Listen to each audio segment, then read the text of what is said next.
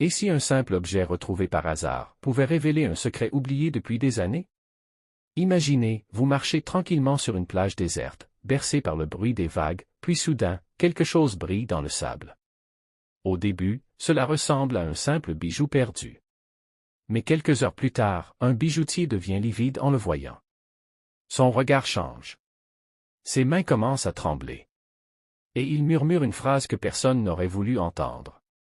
Cette bague ne devrait pas exister ici. Aujourd'hui, préparez-vous à découvrir une histoire mystérieuse, bouleversante et pleine de révélations, une histoire qui prouve que certains objets portent parfois un passé bien plus dangereux qu'on ne l'imagine. Quelque chose semblait étrange. En faisant tourner délicatement la bague entre ses doigts, Samantha remarqua une petite gravure discrète à l'intérieur de l'anneau. 2 simples lettres y étaient inscrites. E+J. À accent grave cet instant précis, elle comprit que ce bijou n'était pas seulement précieux. Il représentait sûrement une histoire d'amour, un souvenir ou peut-être même une tragédie oubliée. Plus tard dans la journée, Samantha décida de se rendre dans la petite bijouterie du centre-ville. Comme d'habitude, l'endroit était calme, rempli du bruit léger des outils et du reflet des pierres précieuses sous les lampes. Derrière son établi, M. Dalton travaillait minutieusement sur une paire de boucles d'oreilles ornées de saphir. Lorsqu'il leva les yeux et aperçut Samantha, un sourire chaleureux apparut immédiatement sur son visage. Depuis plusieurs mois, elle passait souvent du temps dans cette boutique. C'était ici qu'elle avait appris à transformer ses trouvailles de plage en bijoux uniques. Grâce à la patience et au talent de M. Dalton, elle avait créé des colliers, des bracelets et même des bagues à partir de coquillages et de pierres polies par la mer. Avec précaution, Samantha posa alors la bague sur le comptoir. « Monsieur Dalton, j'ai trouvé ceci sur la plage ce matin. Je pense que cette bague doit appartenir à quelqu'un, et je me suis dit que vous pourriez peut-être m'aider à retrouver son propriétaire. » Mais au moment exact où le bijoutier aperçut l'anneau, son visage changea brutalement. Son sourire disparut. Ses yeux se figèrent sur le diamant comme s'il venait de voir un fantôme. Pendant quelques secondes, le silence devint lourd. « Où avez-vous trouvé cette bague ?» demanda-t-il d'une voix tremblante. Samantha sentit immédiatement que quelque chose n'allait pas. Les yeux de M. Dalton semblaient humides, presque remplis de larmes. Puis soudain, comme réveillé d'un terrible souvenir, il attrapa doucement le bras de Samantha et la regarda droit dans les yeux. « Samantha, écoute-moi attentivement. J'ai besoin de ton aide immédiatement. Il faut qu'on aille au poste de police, maintenant. » Sur le trajet, le cœur de Samantha battait de plus en plus fort. Des dizaines de questions envahissaient son esprit. Comment M. Dalton connaissait-il cette bague? Pourquoi semblait-il aussi bouleversé? Et surtout, quel secret pouvait bien se cacher derrière ce mystérieux bijou retrouvé au bord de la mer? Dans la voiture, l'atmosphère était devenue étouffante. Le silence pesait lourdement entre Samantha et M. Dalton, tandis que les pensées se bousculaient dans son esprit à une vitesse folle. Elle sentait que cette histoire cachait quelque chose de bien plus grave qu'une simple bague perdue. Puis finalement, le bijoutier prit une longue inspiration avant de parler. Et ce qu'il révéla bouleversa complètement Samantha. Cette bague n'était pas un bijou ordinaire. C'était lui-même qui l'avait fabriqué, plusieurs années auparavant, avec un soin immense et énormément d'amour. Il l'avait créé spécialement pour sa femme, Jennifer. Chaque détail du diamant, chaque gravure, chaque finition représentait une partie de leur histoire ensemble. Ce bijou symbolisait leur mariage, leurs souvenirs, et toute une vie construite côte à côte. Samantha sentit un frisson parcourir son corps. Alors une question terrible lui traversa l'esprit. Et si Jennifer avait perdu cette bague juste avant qu'il lui arrive quelque chose? Peut-être qu'elle avait eu un accident, peut-être qu'elle avait essayé d'appeler à l'aide, ou peut-être que quelqu'un lui avait fait du mal. Le silence devenait de plus en plus inquiétant. Mais soudain, un bruit sec contre la vitre de la voiture les fit sursauter. Un policier en uniforme se tenait à côté du véhicule et faisait signe à Samantha de sortir.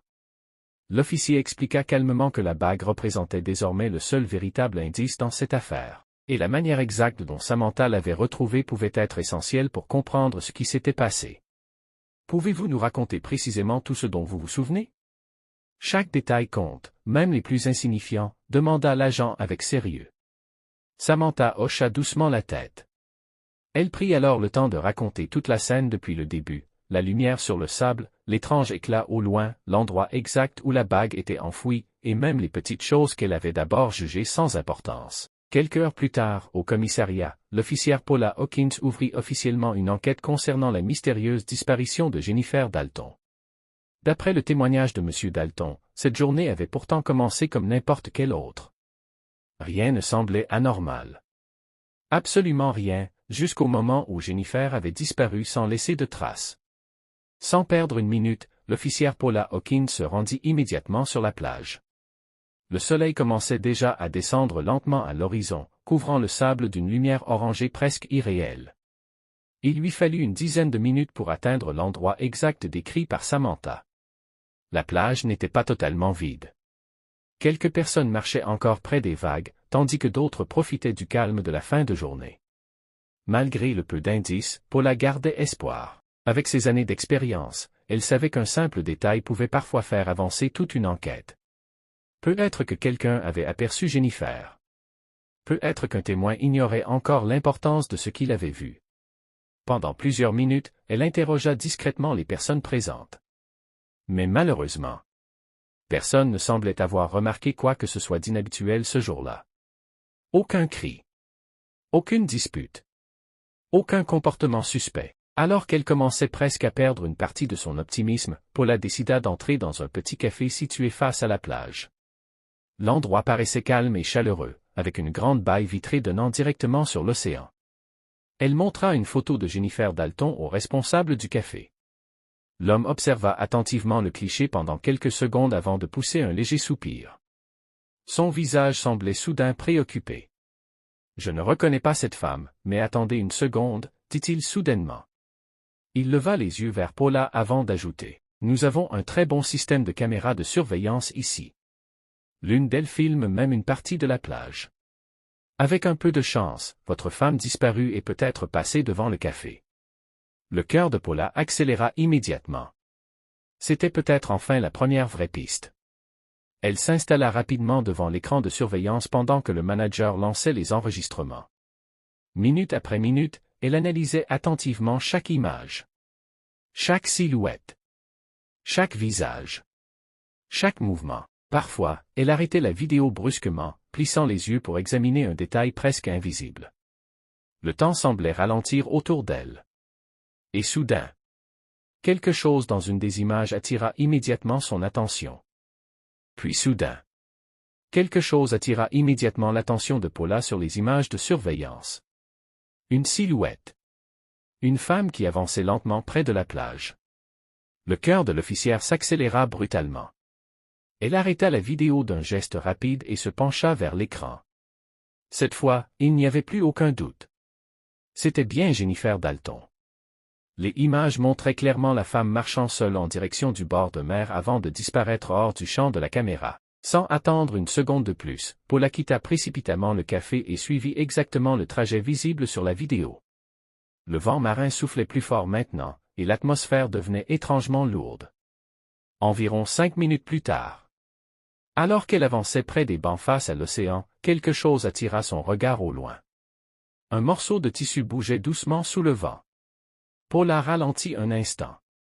Puis son sang se glaça. Sur un banc isolé, allongé immobile face à la mer, se trouvait Jennifer Dalton. Son corps ne bougeait presque pas. Elle semblait inconsciente. Pris d'un choc violent, Paula se précipita immédiatement vers elle et s'agenouilla à ses côtés. Ses mains tremblaient légèrement.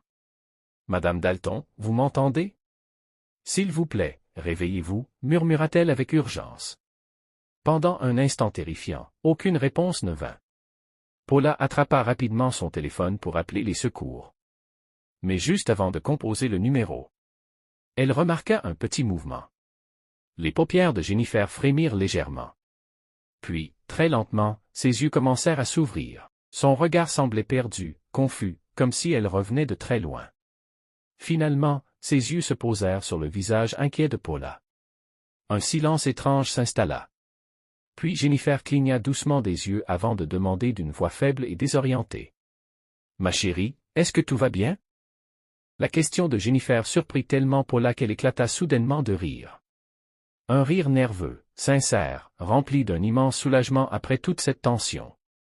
Elle passa une main sur son visage avant de répondre avec un sourire encore tremblant. « Madame Dalton, je crois que la vraie question serait plutôt, comment vous sentez-vous? Votre mari est mort d'inquiétude depuis des heures. » En entendant ces mots, le regard de Jennifer changea immédiatement. Ses yeux s'ouvrirent davantage tandis qu'elle réalisait peu à peu toute la situation. Pendant quelques secondes, elle resta silencieuse, essayant de remettre ses pensées en ordre. Puis elle commença enfin à expliquer ce qui s'était passé. D'abord, son téléphone. Elle avoua qu'il s'était complètement déchargé pendant sa promenade sans qu'elle ne s'en rende compte.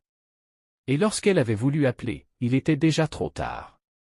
Ensuite, avec une légère gêne dans la voix, Jennifer révéla qu'elle avait perdu sa bague au cours de sa marche sur la plage. Affolée à l'idée de perdre ce bijou si précieux, elle avait passé des heures à refaire son chemin, cherchant désespérément dans le sable. Mais la fatigue, le stress et l'émotion avaient fini par la submerger. Épuisée, elle s'était assise quelques minutes sur ce banc face à l'océan.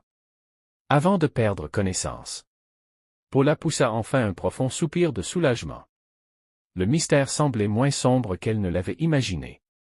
Ensemble, elles marchèrent lentement vers la voiture de patrouille garée un peu plus loin. Pendant tout ce temps, au commissariat, M. Dalton vivait dans une angoisse silencieuse. Jennifer n'avait jamais disparu sans prévenir auparavant. Et plus les heures passaient, plus son esprit imaginait le pire. Mais au moment où la portière de la voiture s'ouvrit, tout changea. En apercevant Jennifer vivante devant lui, son visage s'illumina instantanément. Comme si après une longue nuit glaciale, le soleil venait enfin de réapparaître. « Jennifer, tu es là, tu vas bien » murmura M. Dalton avant de la serrer immédiatement dans ses bras. L'émotion était si forte qu'il avait du mal à parler. Sa voix tremblait, et des larmes coulaient librement sur son visage tandis qu'il gardait Jennifer contre lui comme s'il avait peur de la perdre une seconde fois. Pendant un instant, plus rien d'autre n'existait autour d'eux. Seulement ce soulagement immense, et cet amour qui semblait avoir traversé la peur, le doute et l'angoisse. Jennifer leva doucement les yeux vers lui avant de dire d'une voix remplie de tristesse. « Je suis désolé pour la bague. Je sais à quel point elle comptait pour nous. Je n'aurais jamais voulu que tout cela arrive. » Mais Jennifer ignorait encore une chose. Pendant tout ce temps, M. Dalton préparait secrètement une surprise. Quelque chose de simple, de sincère, mais profondément symbolique. Après cette journée remplie de peur et d'émotion, il voulait transformer ce souvenir douloureux en un moment qu'il pourrait raconter un jour avec le sourire. Car parfois, les objets précieux ne valent rien comparé aux personnes qu'on aime réellement. Et ce jour-là, M. Dalton comprit qu'il aurait pu perdre bien plus qu'une bague. Étincelle, si cette histoire vous a touché, n'oubliez pas de laisser un like, de vous abonner à la chaîne et de partager cette vidéo avec quelqu'un qui aime les histoires émouvantes et les belles fins. Et dites-nous en commentaire, à accent grave votre place, auriez-vous rendu cette bague retrouvée sur la plage?